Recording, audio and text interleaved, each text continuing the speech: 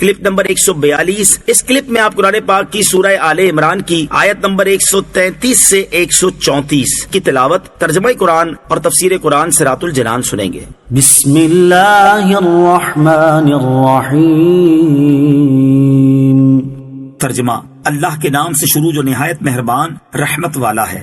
وَسَارِعُوا إِلَى مَغْفِرَةٍ مِّن رَّبِّكُمْ وَجَنَّةٍ عَرْضُهَا السَّمَاوَاتُ وَالْأَرْضُ أُعِدَّتْ لِلْمُتَّقِينَ۔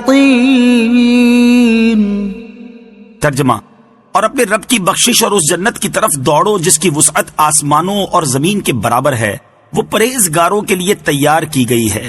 وَسَارِعُوا إِلَى مَغْفِرَةٍ مِّن رَّبِّكُمْ، اور اپنے رب کی بخشش کی طرف دوڑو۔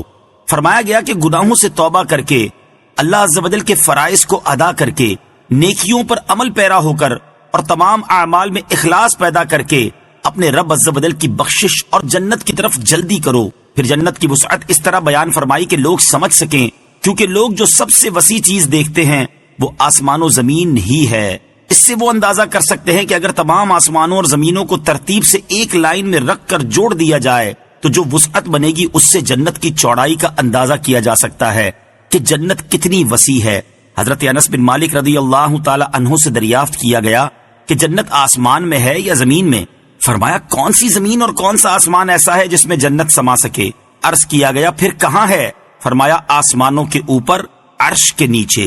جنت نہایت عظیم الشان جگہ ہے، اللہ تعالیٰ کی رضا اور اس کے دیدار کا مقام ہے۔ قرآن پاک میں جنت کی عظمت کو بکثرت بیان کیا گیا ہے۔ اللہ تعالیٰ اپنے حبیب علیہ الصلوۃ والسلام کے صدقے ہمیں جنت الفردوس میں اپنے پیارے حبیب صلی اللہ تعالیٰ علیہ وآلہ وسلم کا پڑوس نصیب فرمائے۔ یہ بات بھی سامنے رکھیں کہ اس آیت اور اس سے اوپر کی آیت وَاتَّقُوا النَّارَ الَّتِي أُعِدَّتْ لِلْكَافِرِينَ سے ثابت ہوا کہ جنت و دوزخ پیدا ہو چکی ہیں، اور وہ دونوں موجود ہیں کیونکہ دونوں آیتوں میں ماضی کے زمانے میں جنت و دوزخ کے تیار ہونے کا ذکر فرمایا گیا ہے۔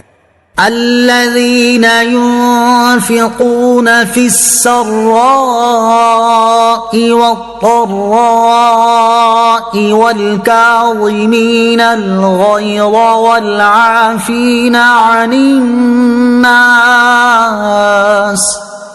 والله يحب المحسنين۔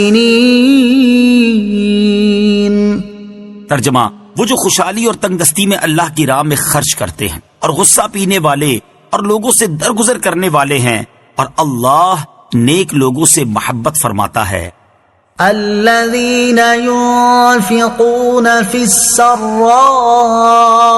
والضراء، وہ جو خوشحالی اور تنگ دستی میں اللہ کی راہ میں خرچ کرتے ہیں۔ آیت مبارکہ میں متقین کے 4 اوصاف بیان کیے گئے ہیں۔ نمبر 1، خوشحالی اور تنگ دستی دونوں حال میں اللہ تعالیٰ کی راہ میں خرچ کرنا۔ نمبر 2، غصہ پی جانا۔ نمبر 3، لوگوں کو معاف کر دینا۔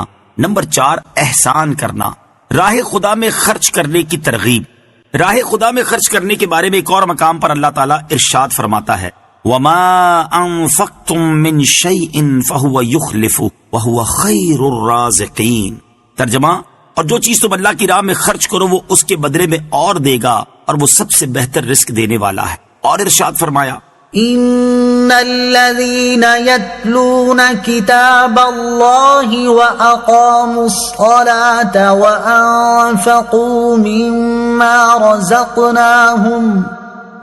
وانفقوا مما رزقناهم سرا وعلانية يرجون تجارة لن تبور لِيُوَفِّيَهُمْ أُجُورَهُمْ وَيَزِيدَهُمْ مِنْ فَضْلِهِ إِنَّهُ غَفُورٌ شَكُورٌ۔ ترجمہ، بے شک وہ لوگ جو اللہ کی کتاب کی تلاوت کرتے ہیں اور نماز قائم رکھتے ہیں اور ہمارے دیے ہوئے رزق میں سے پوشیدہ اور اعلانیہ کچھ ہماری راہ میں خرچ کرتے ہیں، وہ ایسی تجارت کے امیدوار ہیں جو ہرگز تباہ نہیں ہوگی، تاکہ اللہ انہیں ان کا ثواب بھرپور دے اور اپنے فضل سے اور زیادہ عطا کرے۔ بے شک وہ بخشنے والا، قدر فرمانے والا ہے۔ اور بخاری و مسلم میں حضرت ابو ہریرہ رضی اللہ تعالیٰ عنہ سے مروی ہے، سرکار دو عالم صلی اللہ تعالیٰ علیہ وسلم نے ارشاد فرمایا، اللہ تعالیٰ فرماتا ہے، خرچ کرو تم پر خرچ کیا جائے گا، یعنی تم خدا عز و جل کی راہ میں خرچ کرو تمہیں اللہ عز و جل کی رحمت سے ملے گا۔ عفو و درگزر کے فضائل، احادیث میں عفو و درگزر کے بھی کثیر فضائل بیان کیے گئے ہیں، ان میں سے 2 فضائل درج ذیل ہیں۔ نمبر 1، حضرت ابی بن کعب رضی اللہ تعالیٰ عنہ سے روایت ہے، نبی اکرم علیہ الصلوۃ والسلام نے ارشاد فرمایا، جسے یہ پسند ہو کہ اس کے لیے جنت میں محل بنایا جائے اور اس کے درجات بلند کیے جائیں، تو اسے چاہیے کہ جو اس پر ظلم کرے یہ اسے معاف کرے، اور جو اسے محروم کرے یہ اسے عطا کرے، اور جو اس سے قطع تعلق کرے یہ اس سے ناتا جوڑے۔ نمبر 2، حضرت انس رضی اللہ تعالیٰ عنہ سے روایت ہے، تاجدار رسالت صلی اللہ تعالیٰ علیہ وسلم نے ارشاد فرمایا، جب لوگ حساب کے لیے ٹھہرے ہوں گے تو اس وقت ایک منادی یہ اعلان کرے گا، جس کا اجر اللہ تعالیٰ کے ذمہ کرم پر ہے وہ اٹھے اور جنت میں داخل ہو جائے۔ پھر دوسری بار اعلان کرے گا کہ جس کا اجر اللہ تعالیٰ کے ذمہ کرم پر ہے وہ اٹھے اور جنت میں داخل ہو جائے۔ پوچھا جائے گا کہ وہ کون ہے جس کا اجر اللہ تعالیٰ کے ذمہ کرم پر ہے؟ منادی کہے گا ان کا جو لوگوں کی خطاؤں کو معاف کرنے والے ہیں۔ پھر تیسری بار منادی اعلان کرے گا جس کا اجر اللہ تعالیٰ کے ذمہ کرم پر ہے وہ اٹھے اور جنت میں داخل ہو جائے، تو ہزاروں آدمی کھڑے ہوں گے اور بلا حساب جنت میں داخل ہو جائیں گے۔